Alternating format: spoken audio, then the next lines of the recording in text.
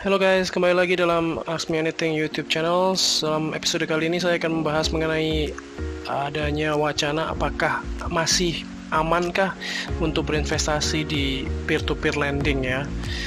Apakah peer-to-peer lending ini bisa bertahan di kala krisis ekonomi dan krisis kesehatan yang terjadi di kala COVID-19 ini. Dan adanya resiko gagal bayar ya. Jadi peer-to-peer lending ini salah satu platform investasi yang high risk high return ya. Jadi kalau teman-teman yang sudah pernah melakukan investasi di peer-to-peer lending pasti tahu ada resiko gagal bayar yang bakalan terjadi di kala krisis COVID-19 ini. So, let's go. Kalau teman-teman masih ingat ya, di tahun 2018 itu terjadi adanya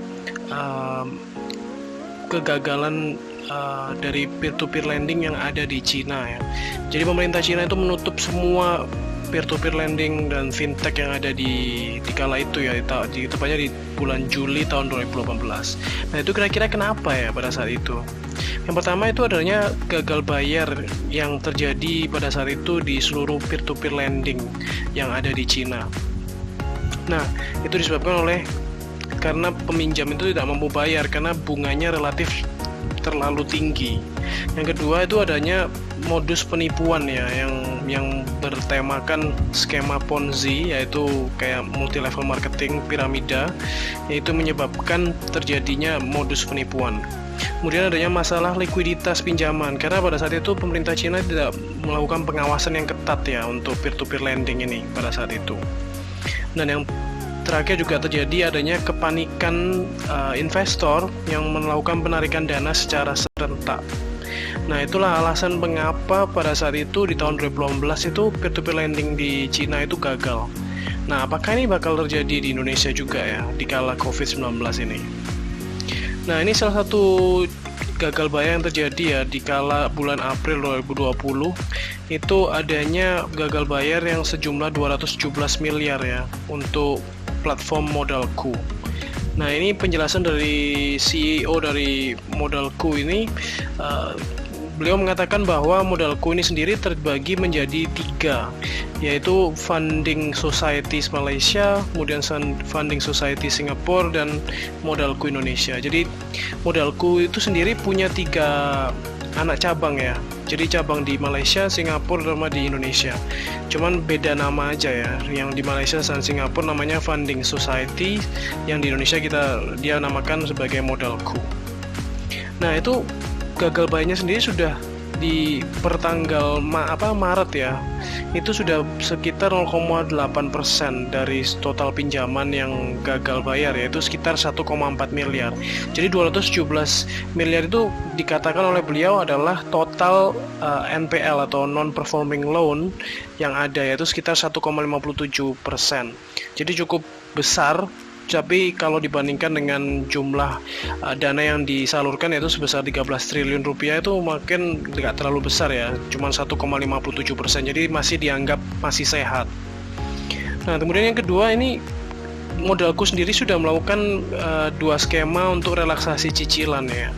Yang pertama itu dengan skema proaktif, yaitu intinya adalah Modalku di sini memberikan perpanjangan tenor kepada pihak peminjam, kemudian penghapusan bunga, dan juga terjadi relaksasi untuk misal grace period dan yang lain untuk perpanjangan tenor tersebut.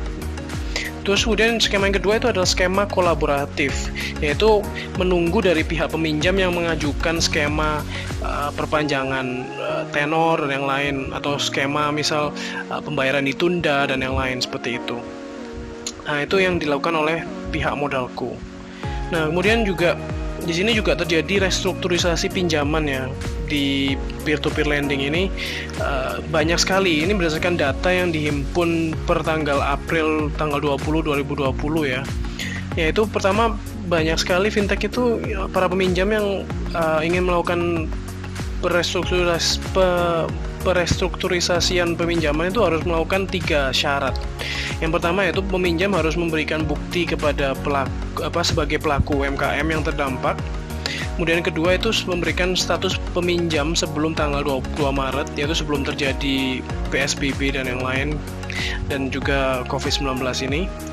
Kemudian ketiga itu pengajuan permintaan restrukturisasi pinjaman yang harus memiliki jarak durasi yang cukup lama. Jadi kalau misal tenornya itu selama 1 tahun, harusnya dalam waktu 1-2 bulan ini harusnya sudah melakukan restrukturisasi. Jadi nggak pada saat 1 bulan sebelum pelunasan seperti itu.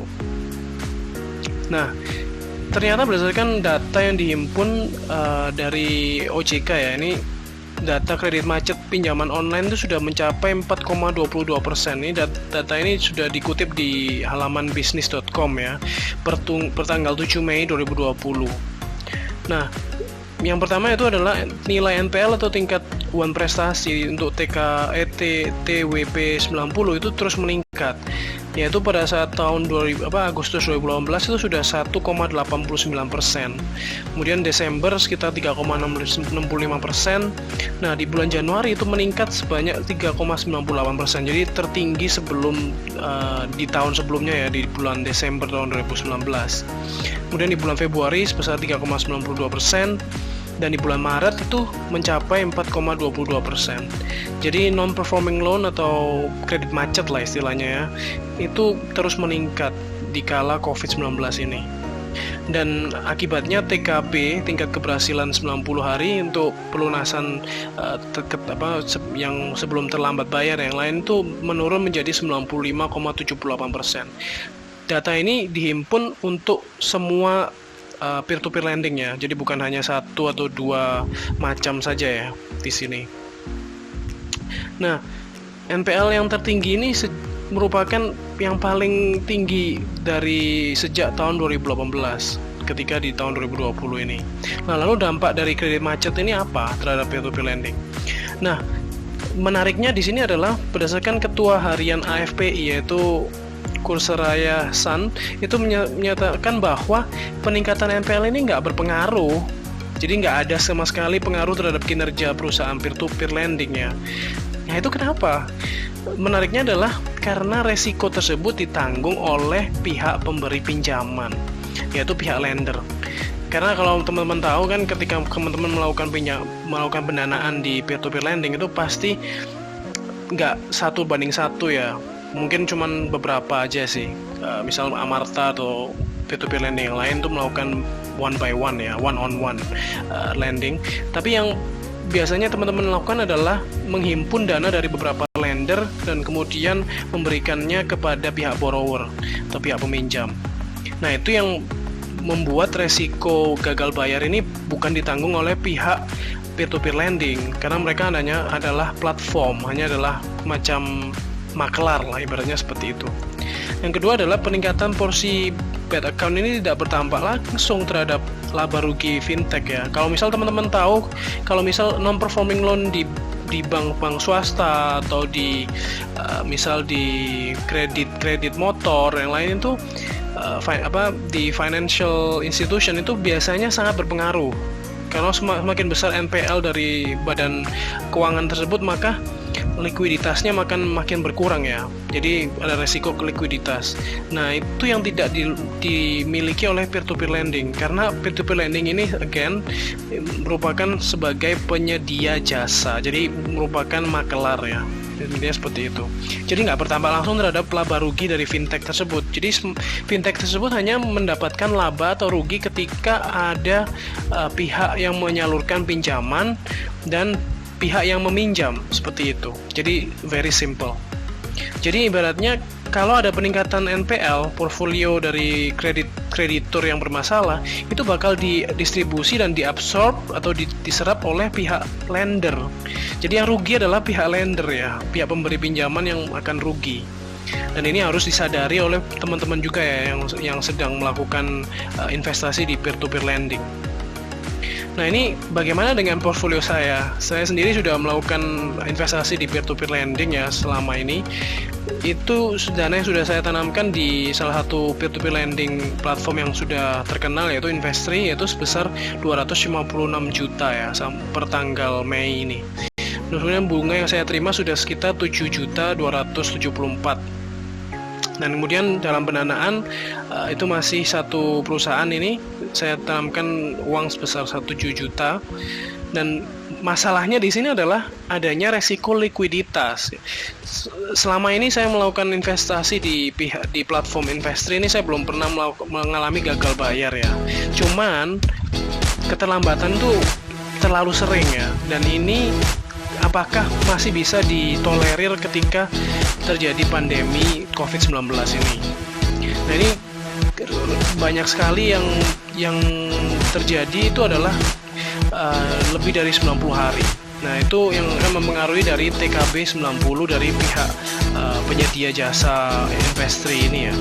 Kemudian satu lagi, saya juga berinvestasi di Amarta ya, salah satu peer-to-peer lending yang bergerak di kredit mikro. Nah, itu dana yang sudah saya salurkan yaitu adalah sekitar 255 juta. Yang sudah saya terima itu sekitar 15 juta. Yang belum saya terima adalah sekitar 239 juta. Nah, sayangnya adalah marginnya ini terlalu kecil ya. Jadi mungkin teman-teman yang sudah lakukan pendanaan di Amarta biasanya tahu ya, kalau per minggu itu pihak mitra ini atau pihak peminjam ini akan membayarkan kreditnya untuk membayarkan cicilannya itu ke pihak pendana atau pihak lender itu setiap minggunya ya. Cuman yang saya garis bawahi di sini itu tepat waktu itu hanya 48 mitra sejauh ini ya. Saya nggak terlalu banyak menanamkan dana di sini karena akibat adanya COVID-19 ini ya. Nah, itu TKB 90 saya sudah turun menjadi 77%, padahal Amarta sendiri mengklaim bahwa mereka itu mempunyai TKB 90 yang sebesar 99%. Nah, itu nggak saya lihat dalam portfolio saya ya. Kemudian yang terlambat sebesar 14% itu sebanyak 1-7 hari. Kemudian yang terlambat 8-15 hari itu sekitar 3%, dan yang terlambat 15-30 hari itu sekitar 6%. Nah, ini kalau teman-teman lihat net gain return-nya cuma sebesar 2,2 juta 232. Jadi saya lihat performance-nya nggak terlalu besar seperti itu. Nah, kemudian dari sini apa sih langkah-langkah yang dilakukan oleh Amarta untuk merestrukturisasi kredit juga? Apakah hal itu yang bisa juga dilakukan untuk mengurangi default ya, atau mengurangi resiko gagal bayar? Nah, sebenarnya Amarta sudah melakukan hal itu ya, yaitu dengan cara melakukan perpanjangan tenor atau yang dinamakan grace period juga itu. Yaitu intinya adalah Amarta ini melakukan collection selama 50 hari sesuai dengan tenor persetujuan di awal, cuman melakukan perpanjangan selama 12 minggu. Jadi intinya total untuk tenornya menjadi 62 minggu ya. Nah, itu mungkin teman-teman bisa tinjau lagi kalau teman-teman mau melakukan pendanaan di peer-to-peer lending Amarta ya. Ini terkait adanya COVID-19 tersebut, terutama yang di zona merah itu dilakukan PSBB ya, yang mengakibatkan banyak mitra yang tidak mampu membayar. Nah, kemudian langkah yang berikutnya yang dilakukan Amarta adalah melakukan yang namanya perpanjangan itu dibagi menjadi 2 fase. Yang pertama, fase pertama itu adalah ketika kalau teman-teman melakukan pendanaan sebelum tanggal 24 atau ketika tanggal 24 Maret sampai tanggal 5 April itu akan dilakukan perpanjangan sebanyak 1 bulan atau 4 kali angsuran atau 4 minggu lah ya. Nah, teman-teman yang baru join setelah tanggal 6 April atau melakukan pendanaan kepada mitra setelah tanggal 6 April itu maka akan dilakukan perpanjangan sebanyak 12 kali angsuran atau sebanyak 3 bulan. Nah, ini teman-teman bisa lakukan persetujuan atau tidak ya. Kalau misal tidak menyetujuinya maka perpanjangannya akan ditolak ya. Jadi seperti yang saya sebutkan di video sebelumnya bahwa platform peer-to-peer lending ini tidak memiliki kuasa atau tidak memiliki kekuatan untuk memberikan persetujuan, karena sekali lagi bahwa peer-to-peer lending ini hanyalah sebagai platform ya, hanyalah sebagai penyedia jasa.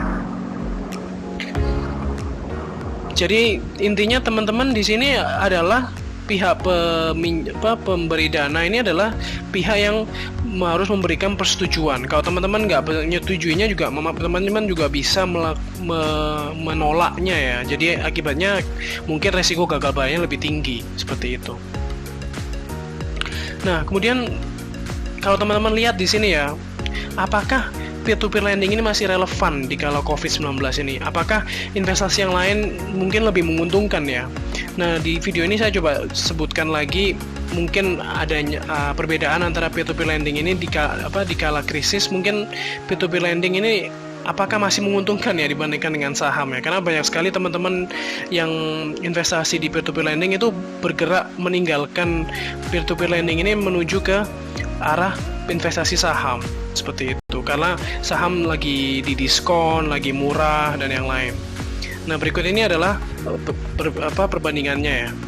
Pertama itu adalah di peer-to-peer lending itu resiko gagal bayar atau non-performing loan itu cukup besar ya selama ini ya. Tapi resiko di saham juga cukup besar juga kalau teman-teman perusahaan tersebut bangkrut ya, atau debt to equity ratio-nya terlalu besar. Nah, teman-teman harus bisa melakukan investigasi lebih detail atau lebih lanjut sebelum teman-teman melakukan investasi di saham di perusahaan yang teman-teman mau investasikan ya. Kemudian yang kedua adalah risiko likuiditas. Kalau risiko likuiditas ini memang terjadi di dua pihak ya, di peer-to-peer lending juga, di saham juga. Cuman di peer-to-peer lending ini lebih ke arah risiko kredit macet ya.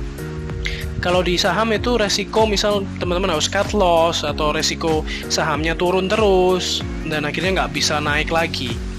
Kemudian yang ketiga adalah resiko modal awal investasi di peer-to-peer lending ini lebih kecil ya. Kalau di saham itu modalnya lebih besar. Mungkin teman-teman bisa kaji itu juga ya. Kemudian return on investment-nya untuk peer-to-peer lending itu sudah pasti ya.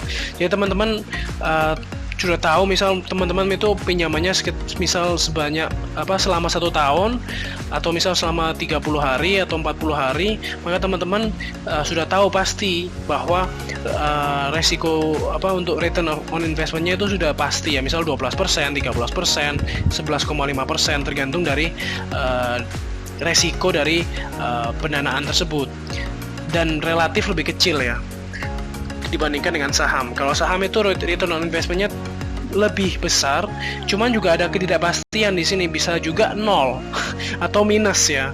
Jadi teman-teman bisa kaji itu juga ya. Jadi high risk, high return juga. Nah, kemudian dari peer-to-peer lending ini sebenarnya yang diperlukan adalah kemampuan untuk memilih borrower yang tepat. Jadi yang low risk, yang bisa mendeliver atau memberikan return yang kita harapkan. Nah, sedangkan di pihak saham itu adalah kemampuan untuk memilih high return stocks. Jadi saham yang memiliki return on investment yang besar dan growth yang besar.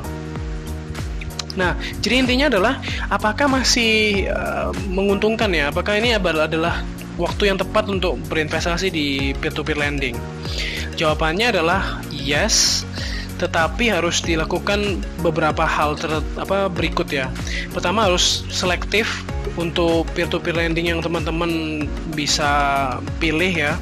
Kemudian lakukan adanya risk assessment ya. Jadi peer-to-peer lending mana yang tidak teman-teman sukai itu mungkin teman-teman bisa jauhi ya. Mungkin lebih ke arah misal default resiko defaultnya mungkin terlalu besar atau seperti apa, itu mungkin teman-teman bisa kaji lebih lanjut. Dan yang ketiga adalah diversify portfolio. Jadi teman-teman tidak ada salahnya juga teman-teman mendiversifikasi portfolio dari investasi teman-teman. Mungkin ada yang dilakukan di reksadana, atau ada yang teman-teman tempatkan di saham, atau ada teman-teman yang tempatkan di peer-to-peer lending ya. Dan itu yang harus teman-teman lakukan agar teman-teman bisa hadapi krisis COVID-19 ini. Itu saja dari saya. Mungkin teman-teman bisa komen di bawah kalau teman-teman tidak setuju dengan video ini, atau punya solusi atau punya hal yang mau disertakan dalam video ini, juga teman-teman bisa sebutkan juga di bawah ya. Kalau teman-teman suka dengan video ini, mungkin teman-teman bisa subscribe dan bisa bisa like dan komen agar video ini dapat dilihat atau ditonton oleh banyak teman-teman yang lain. Itu aja dari saya, dan salam investasi dan salam sehat selalu. Terima kasih.